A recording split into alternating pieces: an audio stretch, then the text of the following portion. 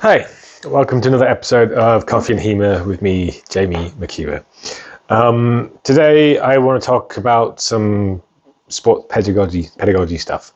This came up on a Facebook thread in HEMA World Domination, which, if you don't know, is just a Facebook group for people who teach and run clubs. And essentially someone was asking, like, how do I move from being able to explain techniques to my students effectively to them being able to then apply them, kind of inspiring, all this kind of stuff. And there's a big whole discussion going on there. There's different views. But I want to elaborate on something that I talk about in my response to that, that I think is still not necessarily widely understood, kind of amongst teachers, instructors, whatever you want to call them in HEMA. And this is the distinction between blocked, variable, and random practice in drill design. I guess you've also got game, is just probably the fourth version of that, and there's others too, but these are fairly standard ways of thinking about it. And just to stress that these are not my categories, these are fairly well established kind of sports science, sports pedagogy categories. And to explain the difference, right, I think blocked is what most people start with, and it's certainly what's kind of implied in the text that we work from. For the most part, it implies a kind of block practice, but where blocked is essentially you are doing the same action repeatedly for the whole drill. I've moaned about plays in a previous video. If you think about a play, an exercise where you are just doing that play on repeat is block practice, right? So you do the same strike, you come to the same crossing, you do the same action from the crossing. This is block practice. Variable practice is when you have minor variations around a similar kind of set of actions. And I explain this in my post, or maybe I'll use a different example, where, for instance, rather than doing exactly the same action, you're doing something which is similar, and then you get similar results on the back of it. So the easiest way of thinking about this one, nice variable practice. So we start with para post drill, right? So instead of the person, so one of the examples that I use early on is we set up beginners to do a para post drill. Rather than the person giving the first strike, doing the same strike every time, they've got a few different options for the strike, right? They might be varying the distance that they're striking at. They might be varying the target that they're striking at. They probably have some restrictions, probably not any strike, if it's going to be variable, but it might be they can do any strike on the right-hand side of the body, right? This is a variable drill. So there's similar things that are going on, right? They're not completely different. It's not completely random, but the variations around a specific axis and a theme, and the actions that the student doing are similar but not identical, right? So they're choosing something within that. Random then is when the input is much more varied, and then the action that happens on the back of the input is even more varied as well. So in a para post drill context, it could be literally doing anything, right? Or I have one random drill that I'd use sort of at the end of teaching grappling classes, where the students have to do 3 strikes at the person who's eventually going to be grappling. Or it might be a back and forth for 3 times, not every strike, and then someone does a grapple, right? So they're in this completely random situation that they cannot predict, and their options for technique to do are whatever grapple they feel like doing is appropriate to that situation. So they're not doing the same technique every time. It's not variations around a particular theme. It is, some random setup leading to a number of techniques, and how restricted they are on those techniques will vary depending on the exercise design. Blocked, again, you do the same thing every time. Variable, you modify it around a very specific and restricted set of variations to do a small set of actions. Random, much wider variation, much wider set of possible actions, right? That's the basic concept. Now, why is it important? On that continuum of blocked, variable, random, you have they have different effectiveness at different things. And we can think about learning as skill acquisition and performance in the drill. Performance in the drill, skill acquisition, so learning something new that you've never done before, and retention and application. And they're kind of together, right? acquisition and performance of the drill and retention and application kind of go hand in hand.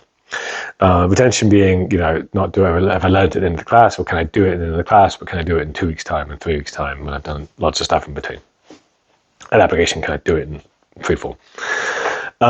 And the continuum is basically this, that blocked is much better for getting to a point where you're performing well in the drill and acquiring a completely brand new skill quickly, but it's much worse for retaining that skill and being able to apply it outside of the drill. And in fact, it's almost useless for it. Whereas, variable is somewhere in between. The random is much better for this kind of long-term retention and application, but much worse for this kind of structured learning of a brand new skill. So what does that mean in terms of your skill design? Well, actually, you should almost entirely do away with blocked. At this point in my classes, for the foundation course I use a blocked approach for teaching the very, very first exercise, which is here's how to stand, here's how to cut with a sword, right? Pretty much after about 15 minutes, they then do a variable version of that, where they're able to do a random version of that, where they're able to do whatever cut they want from whatever position they want.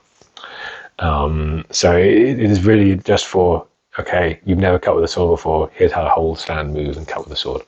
The random also includes random steps and things like that, rather than a specific set of steps. And for a 7-week beginner course, after that, that's pretty much the only blocked practice they have. It's not that I don't use blocked at all. It's that what I tend to do is I start with a variable practice drill, and most of the beginners courses stuff are variable rather than random.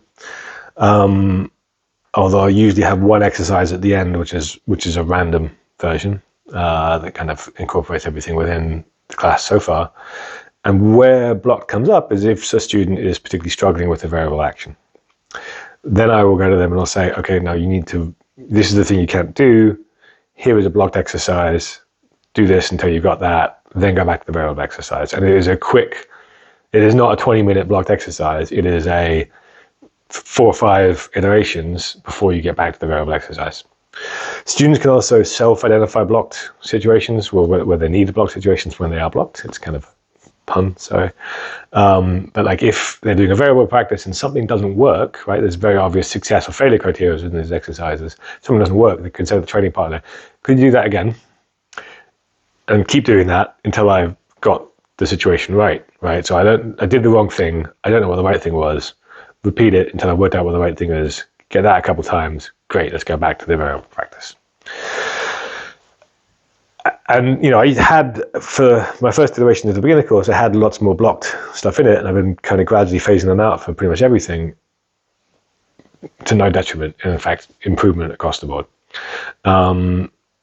Blocked practice, as I said, is pretty much useless if you want someone to actually be able to take the thing that you've taught them and apply them later on. Now, how do you move from blocked to variable to random? It's a bit complicated. I'm not going to be able to talk about it in the 30 seconds or so I've got left.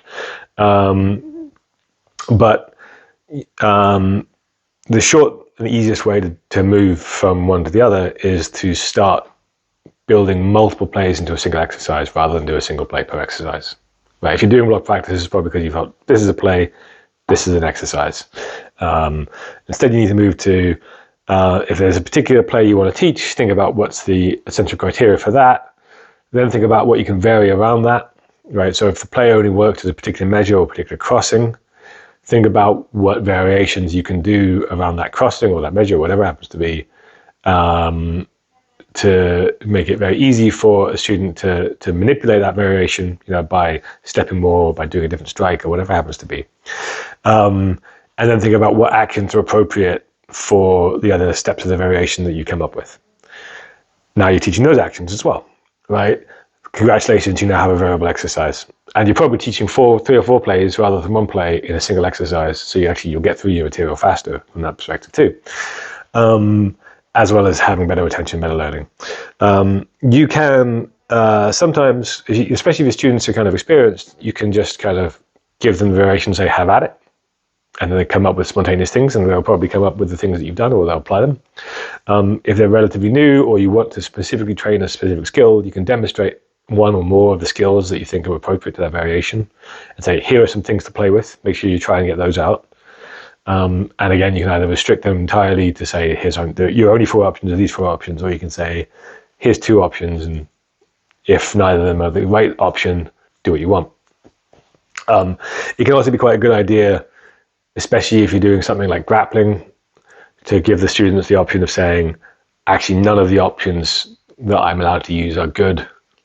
So rather than try and force one of them, what I'm going to say is recognize this is a bad situation, back the fuck up, start again, right?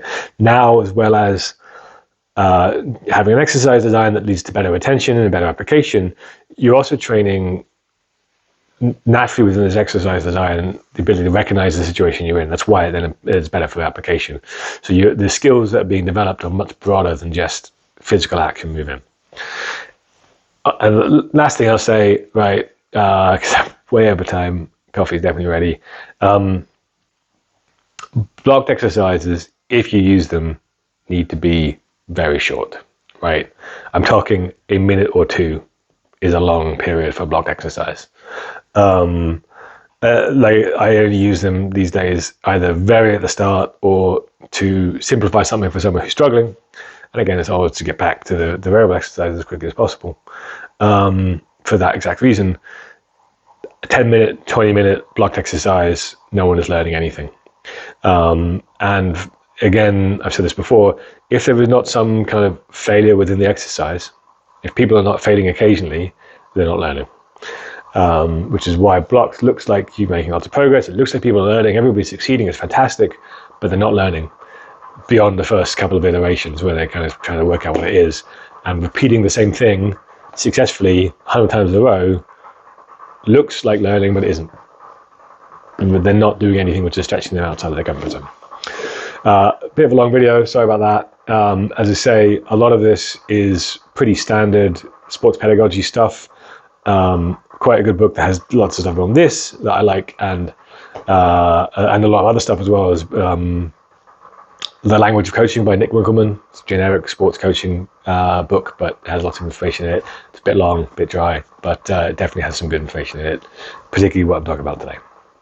Thanks for watching.